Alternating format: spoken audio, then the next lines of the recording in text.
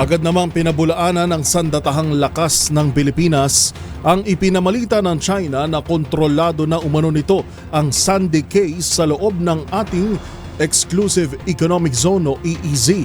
Git pa ng AFP, madali nilang mahuhuli ang anumang aktibidad ng China dahil malapit ito sa ating teritoryo. Una sa balitang yan, si Edniel Parosa. Nanindigan ang sandatahang lakas ng Pilipinas na walang ebidensya ang mga aktibidad ng China Coast Guard para makontrol ang Sandy Cay. Ayon sa AFP Public Affairs Office, batay ito sa routine na maritime patrol at verification na isinagawa ng AFP Western Command. Una nang ipinamalita ng Beijing State Media na nakontrol ito ang Sandy Cay 2 na pasok sa 12 nautical miles mula sa Pag-asa Island.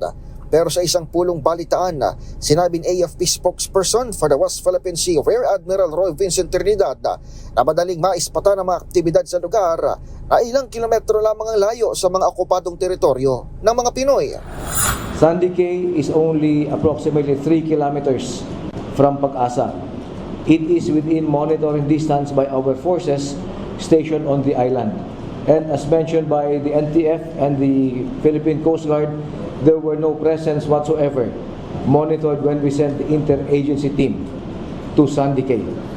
Ginawa ng AFP ang pahayag matapos iwagayway ng Joint Task Unit Pag-asa ang watawat ng Pilipinas sa isang interagency operations Pag-asa Case 1 hanggang 4. Kasama rito Philippine Navy at Philippine Coast Guard, maging ang Philippine National Police Maritime Group na nakamonitor din ang presensya ng isang CCG vessel at 7 Chinese Maritime Militia malapit sa nasabing teritoryo. Para sa MBC TV Network News, ito si Edniel Parosa na DZRH, una sa Pilipinas, una sa Pilipino.